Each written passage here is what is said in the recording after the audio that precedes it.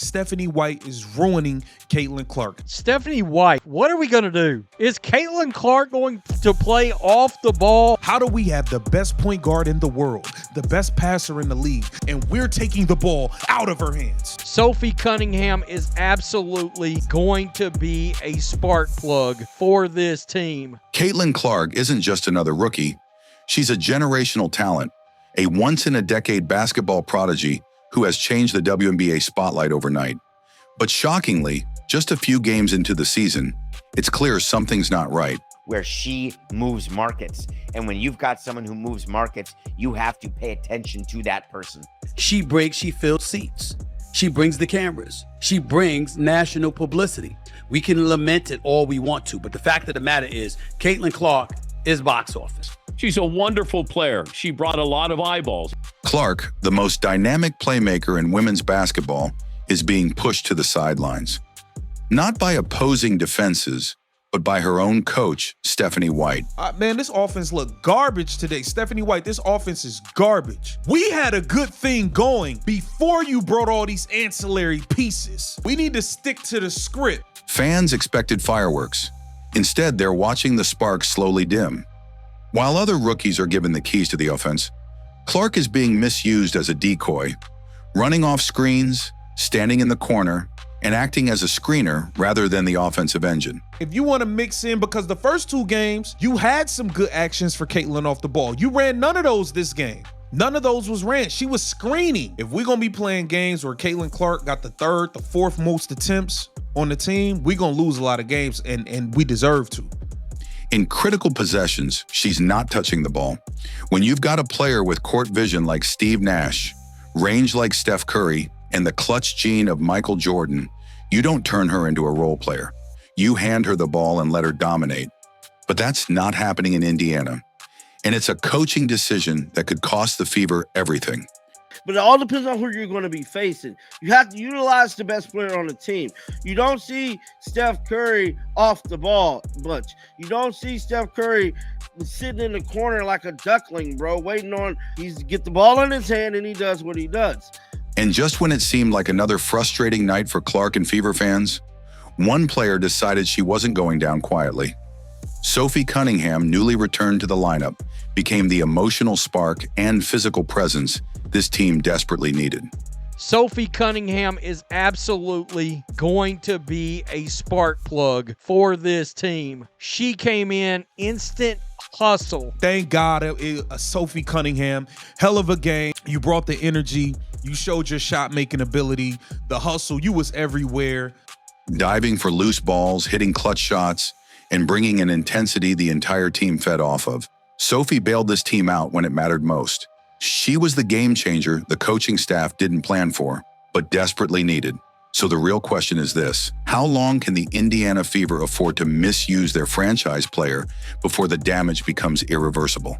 To speak to her, to be around her, she's got charisma, she's got style, she's got bravado, she's got class, she's smart as hell.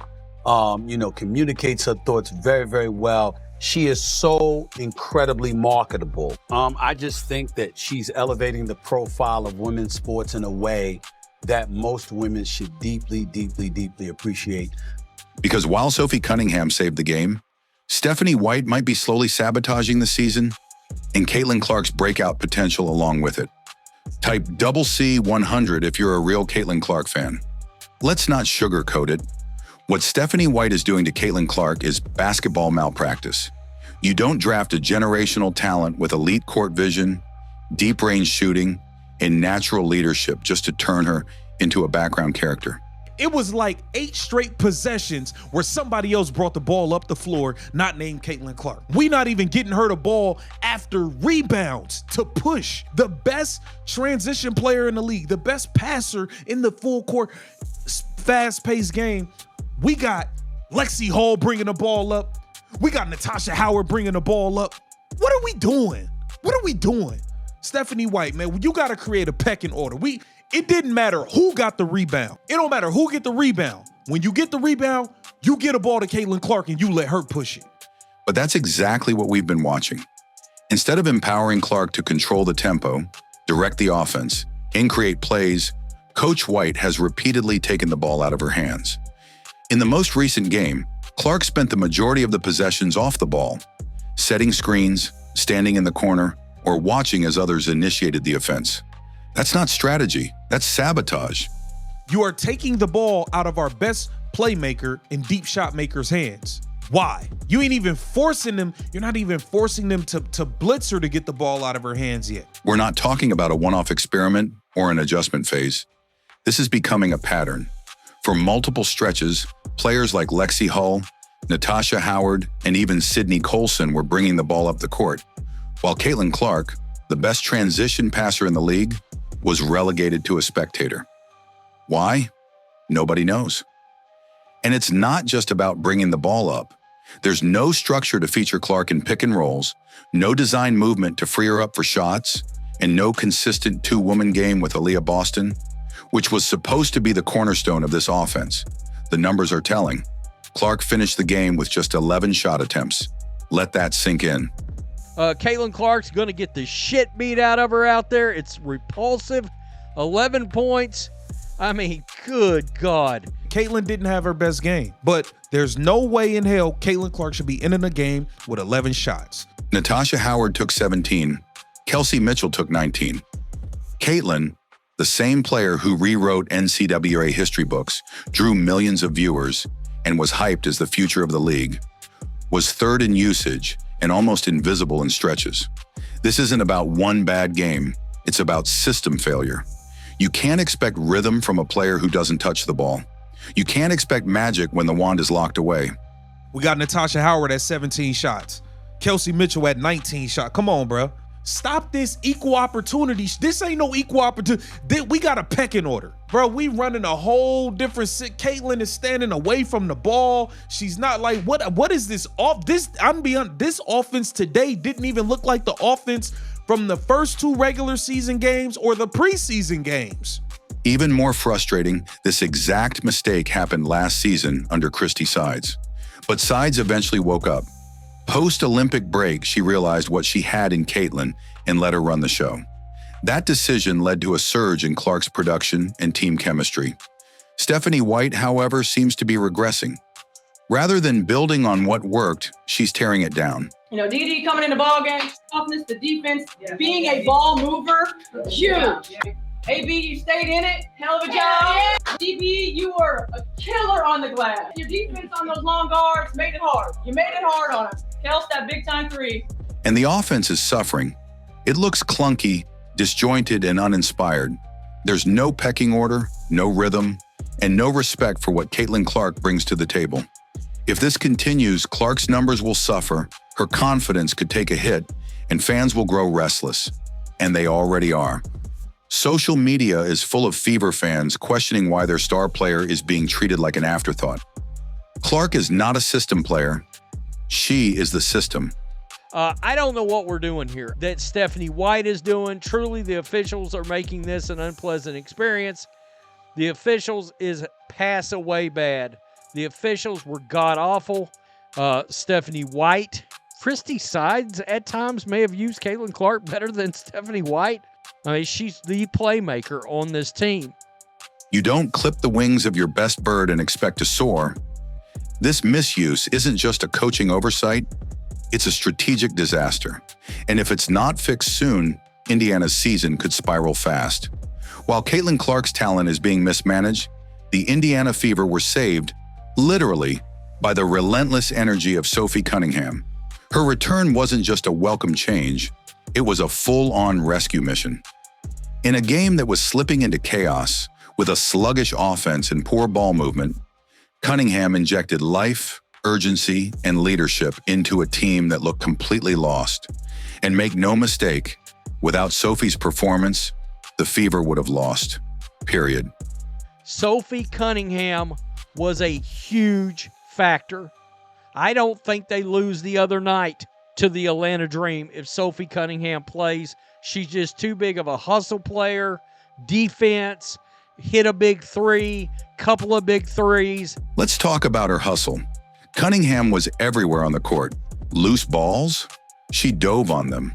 Defensive pressure? She applied it full court. Rebounding? Despite not being the tallest player, she fought inside like a power forward. And when it came to crunch time, when everyone else looked shaky, it was Sophie who stepped to the free throw line. Whereas Sophie Cunningham, I'm trying to think, is there a player like Sophie Cunningham in the league that can run the one, can guard a little bit 1 through 5, can come in and do anything? Calmly knocked down both shots and closed the door on Atlanta's comeback attempt. With just seconds left, she took the ball coast to coast and drew the foul. That's poise, that's heart, that's leadership. But it wasn't just about numbers, though her 9 points, 6 rebounds, and 3 assists made a real impact. It was how she got them. Momentum-changing threes, hard-nosed defense, timely cuts. Yeah, I think any rookie coming into this league, you all kind of experience the same thing. You're moving to a new city, you're meeting new people, have new teammates, have new coaches. You're trying to figure out how the WNBA works. So I think it's all just really new. Like, you're starting to just a very new chapter of your life and you're trying to get your feet under you. So I don't know. I think going into year 2, that's kind of the biggest thing for me is just I feel like I have experience in this league. I know what to expect. I know how training camp works, even though we have a new coach and I have a lot of new teammates. Like, just having that experience of how things operate, I think has provided me with a lot of confidence. All the little things that don't always show up in box scores, but completely shift the energy of a game. She didn't just play well. She made everyone around her play harder. The crowd felt it. Her teammates felt it. You could see it in Caitlin Clark's eyes when Sophie hit that deep 3. Finally, someone who gets it.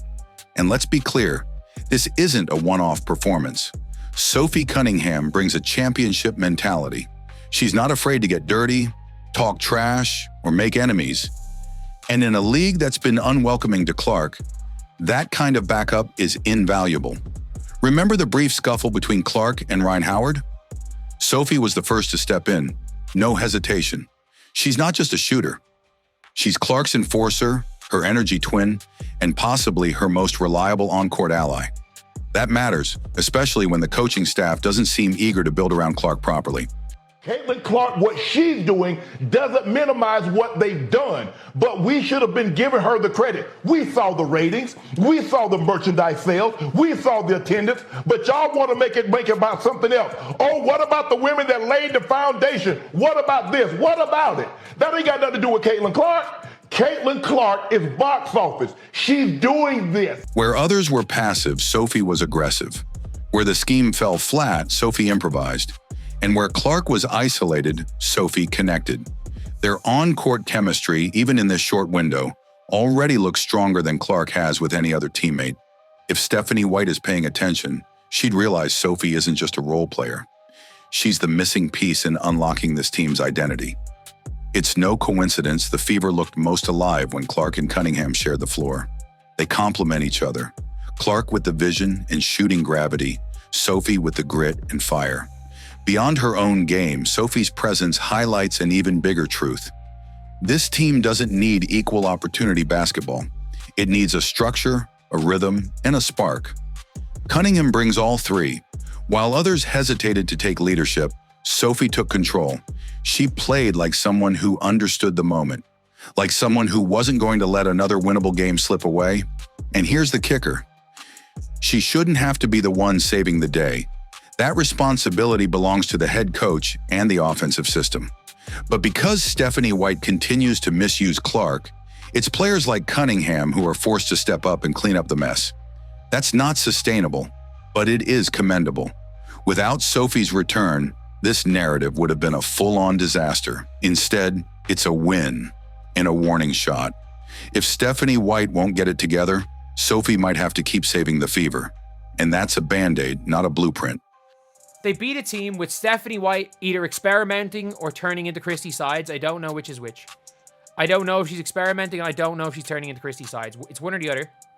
I hope she's experimenting. The Indiana Fever walked away with a win, but the flaws in their system are blaring sirens that can't be ignored. If Stephanie White doesn't act fast, she risks wasting not only Caitlin Clark's rookie season, but also the momentum and attention the franchise has been blessed with. The blueprint is simple, yet for some reason, being actively ignored. So let's break it down, clearly, loudly, and without apology. What needs to change immediately? First and foremost, Caitlin Clark must be the primary ball handler. Period. This isn't a debate. It's not a hot take. It's just basketball logic. Clark's best attributes, her court vision, elite passing, and long-range shooting, are being neutered when she doesn't have the ball in her hands. When Natasha Howard or Lexi Hull initiates the offense, Clark is often left standing at the perimeter, wasting possessions as a spot-up shooter, or even worse, a screener. That's not just misuse. That's offensive malpractice. From now on, every defensive rebound needs to be automatically outlet passed to number 22. Let her run. Let her create. Let her lead. Secondly, the Clark-Aaliyah Boston pick and roll must return as the foundation of the half-court offense. It was working last season. It worked in the preseason. And then it disappeared. Aaliyah is most dangerous when she gets the ball on the short roll, especially off passes from Clark, who knows exactly how to deliver it in rhythm. Instead, we're watching Boston stuck at the top of the key or isolated in the post while Clark drifts along the baseline. That's not innovation, that's regression. Rebuilding this two-woman game isn't just about numbers. It's about setting the tone for everyone else on the court. She's an incredibly hard worker. She's a high IQ player. She's a perfectionist. Like, she wants to get better. She lives in the gym. And so you knew that growth was going to take place, and having the opportunity to watch her on a daily basis and how she approaches the work. Like, there are work ethics and there are work styles, right? And a work style of not wasting reps, of not wasting time, of being very intentional about a growth process. Third, stop forcing ineffective veteran rotations. It's time to face facts. DeWanna Bonner, as respected as she is, cannot start at the three. She's too slow defensively, doesn't stretch the floor on offense, and disrupts the team's pace. When she's on the court with Howard and Boston, the entire lineup becomes sluggish. You can't have three front court players clogging the lane while your franchise point guard is begging for spacing. Bonner should come off the bench as a small ball four. Nothing more. Every minute she plays at the three is a gift to the opposing defense. And it's not just about removing obstacles, it's about elevating the right pieces. Sophie Cunningham needs more minutes. She's earned it. Lexi Hull has proven she can defend, hustle, and make smart plays. Kelsey Mitchell needs structured touches, not forced hero ball. There needs to be a clear pecking order. Caitlin leads, Sophie supports, Aaliyah finishes, and the others fill in the gaps. This equal opportunity experiment, it's a failure. Role players need roles. Star players need the spotlight.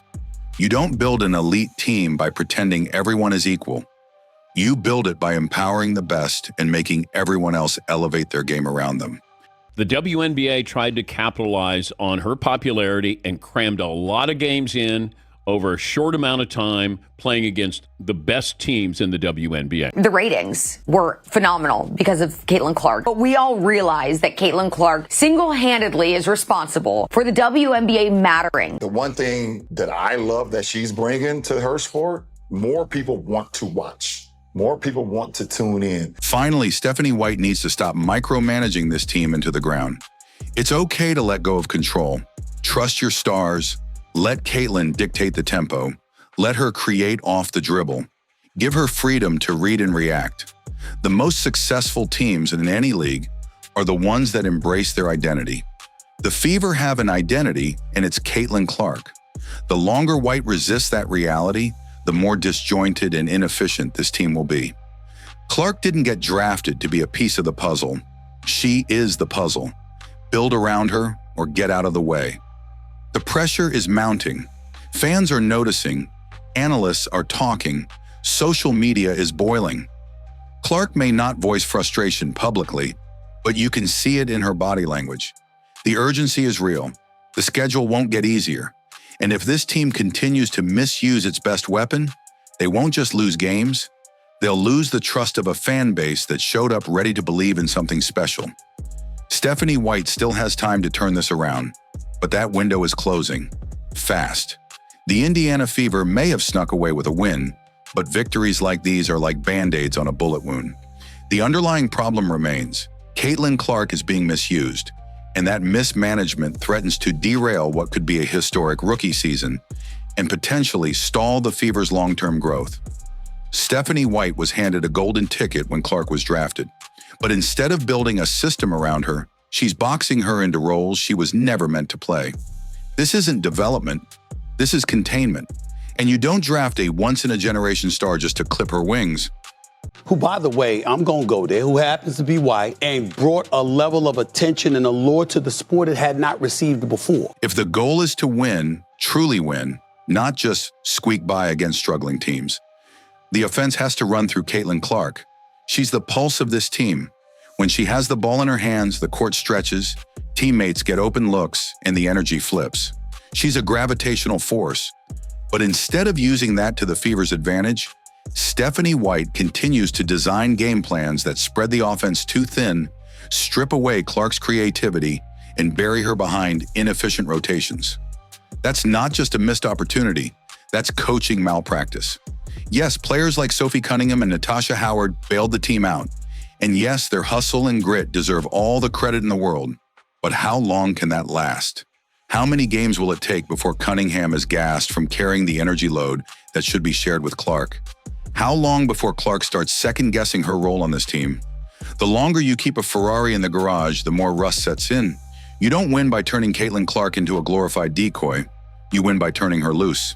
As Caitlin got better, obviously we had to change our strategy and how we defended her. When you're playing against great players, you're not going to stop them, right? You just have to try to make life as difficult as possible. You know, the reason that we all started in this game was because we love it. You know, we enjoy it. But we're hungry to be our best as individuals, and we're hungry to be our best as a team. The clock is ticking. Fans aren't blind. They're seeing the stagnation. They're watching the poor spacing, the sluggish ball movement, and the failure to leverage the biggest star the WNBA has seen in years. If Stephanie White doesn't adjust, and quickly, the Fever won't just be wasting possessions. They'll be wasting potential, audience, and trust. Every game matters. Every touch of the ball matters. And when number 22 is sidelined by scheme, the whole franchise suffers. It's time to stop playing scared. It's time to stop pretending this is some kind of developmental year. The foundation is here. The fans are here. The national spotlight is here. But none of it will matter if the system continues to mute the one player who can elevate everything. Caitlin Clark. Unleash her now, or brace for a storm of criticism that even Sophie Cunningham's hustle won't be able to outrun.